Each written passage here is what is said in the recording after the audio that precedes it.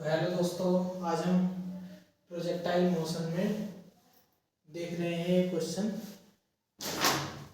जो कि इसके प्रीवियस पार्ट को आगे प्रोसीड करते हैं। इन क्वेश्चन से हमारे पास है find the time after which the velocity will make an angle of 37 with the horizontal.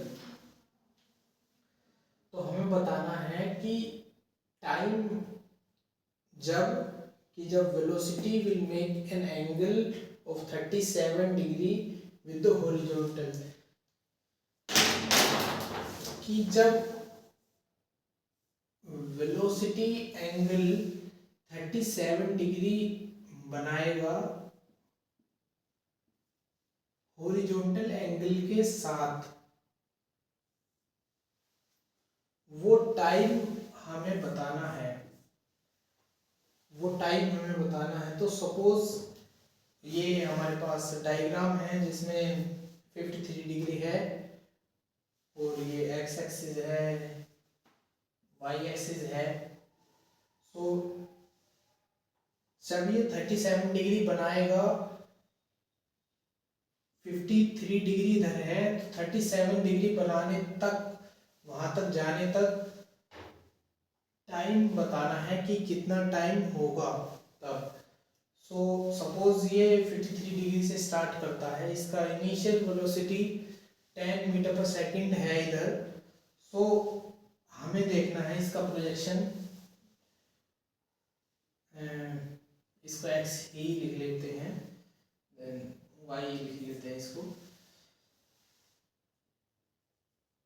Suppose ये है हमारे पास 10 cos 53 डिग्री, ये है हमारे पास 10 sin 53 डिग्री। अगर हमारे पास टाइम होता कि ये प्रोजेक्शन पूरा कब होगा, मतलब ए पॉइंट से स्टार्ट करके बी पॉइंट तक जाने तक ये टाइम कितना लेगा, तो हमें फॉर्मूला लगाना था 2u sin theta by g, 2u sin theta by g. So but हमसे पूछा है कि 37 डिग्री बनाने तक वो कितना टाइम होगा जब हॉरिजॉन्टल से 37 डिग्री बनेगा वेलोसिटी वेक्टर का। सो हमारे पास एक एंगल होता है ये वाला, कि सपोज ये 5 है, ये 3 है, देन ये 53 डिग्री है, ये 37 डिग्री है और ये 4 है। इधर में जिसका नाम हम दे देते हैं ABC। सपोज ये 10 है, जैसे ये हमारे पास 10 है और ये जो परपेंडिकुलर है, क्योंकि यहाँ 5 है देन यहाँ 10 है, तो 2 टाइम्स है तो यहाँ होगा 8, मतलब ये वाली लेंथ होगी 8, और क्योंकि 2 टाइम्स है 2 टाइम्स, तो ये वाली लेंथ होगी 6। क्योंकि यहाँ अगर हम देखते तो वेलोसिटी वेक्टर यहाँ 0 होता, नीचे वाली वेलोसिटी ऐसा होती अगर हम बिल्कुल मिड में देखते, बट हम देख रहे हैं 37 डिग्री। जब 37 डिग्री बनता है हॉरिजॉन्टल के साथ, तो अपने को देखना है कि हम इसको क्वेश्चन को करते हैं 1D से, मतलब एक ही डायरेक्शन से इसका फिर टाइम हम निकालते हैं। सपोज ये v है और क्योंकि यहाँ 6 है तो ये भी जो हॉरिजॉन्टल में है कंपोनेंट वो उतना ही होगा जितना कि इधर में है, क्योंकि हॉरिजॉन्टल कंपोनेंट यहाँ कम नहीं होता, वर्टिकल कंपोनेंट कम होता है। क्योंकि वर्टिकल कंपोनेंट धीरे धीरे धीरे धीरे धीरे धीरे कम होता जाता है, धीरे धीरे कम होता जाता है। यहाँ पीक पर आकर जहाँ इसकी मैक्सिमम हाइट होती है वहाँ जीरो हो जाता है, मतलब ऑब्जेक्ट उससे ऊपर नहीं जाएगा। जैसा कि यहाँ है कि यहाँ हॉरिजॉन्टल कंपोनेंट सपोज ये है, तो हॉरिजॉन्टल कंपोनेंट यहाँ होगा, यहाँ होगा, यहाँ होगा, यहाँ जीरो होगा। जीरो मतलब इससे ऊपर नहीं जाएगा ऑब्जेक्ट हमारा जो है, इसलिए। बट हमेशा हमारी वेलोसिटी जो एक्स डायरेक्शन में है वो कांस्टेंट रहेगी और जी हमेशा इधर की डायरेक्शन में लगेगा और जी एक्स डायरेक्शन में नहीं लगता, मतलब इधर की डायरेक्शन में, हॉरिजॉन्टल डायरेक्शन में जी नहीं लगता। तो हम इसको देखते हैं, हमारे पास होगा v cos 37 degree is equal to 6।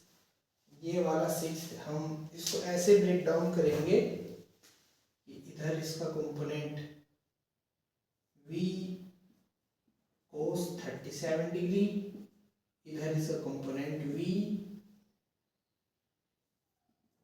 sin 37 degree, जो वर्टिकल कंपोनेंट है इसका।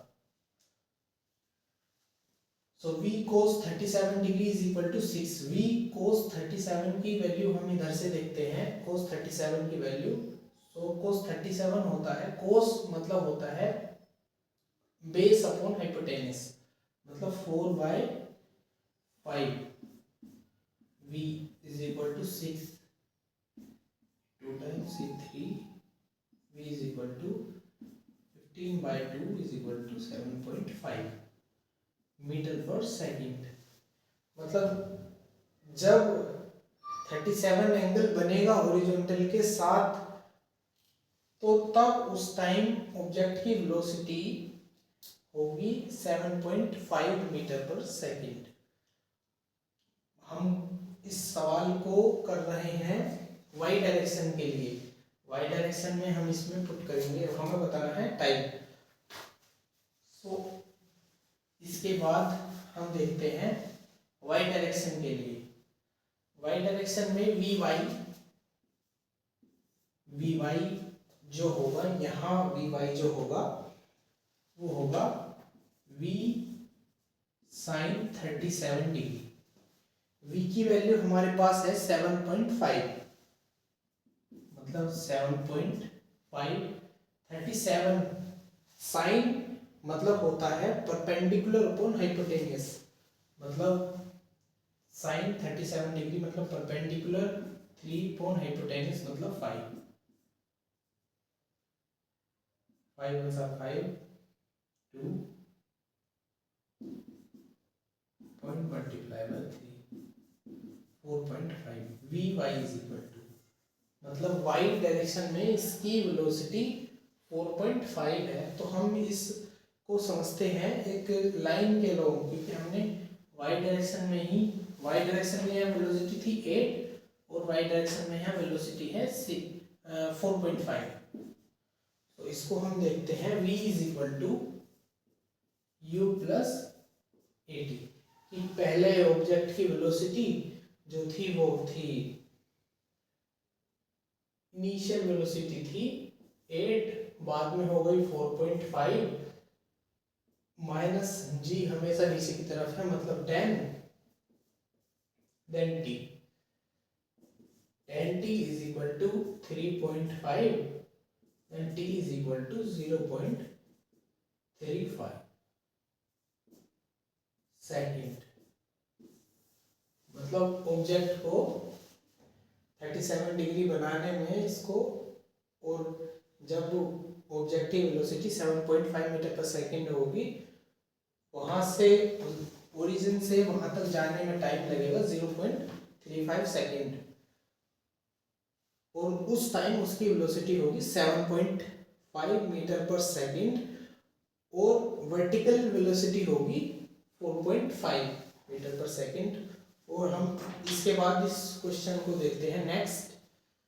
A projectile can have the same range r for two angles of projection if t1 and t2 be the time of flight in the two cases, then their product is proportional to r. The value of n is, so t1 into t2 directly proportional to r to the power n। तो हमें बताना है कि n की values क्या होंगी, possible values.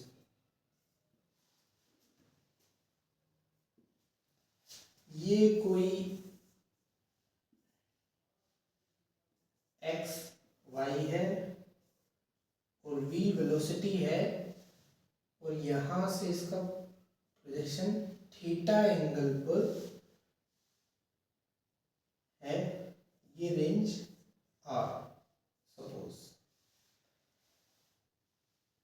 और दूसरा हमारे पास ये v ही है इसकी वेलोसिटी अभी, और यहाँ एंगल है इसका 90 माइनस r, 90 माइनस थीटा, और इसका प्रोजेक्शन है ये। तो यहाँ टाइम लगता है इसको t1, यहाँ टाइम लगता है इसको t2, यहाँ से यहाँ जाने में, r रेंज तक जाने में। सो हमें पता है कि जो कॉम्प्लीमेंट्री एंगल हैं उनके लिए रेंज जो है सेम होती है, मतलब कि जैसा जो रेंज 60 के लिए होगी वही रेंज 30 के लिए होगी, ऐसा वो रेंज सेम होती है। तब होती है जब इनिशियल वेलोसिटी सेम हो। इसके बारे में हम देखते हैं। जो हमारा टाइम होगा t इज इक्वल टू होता है 2u sine theta by ji.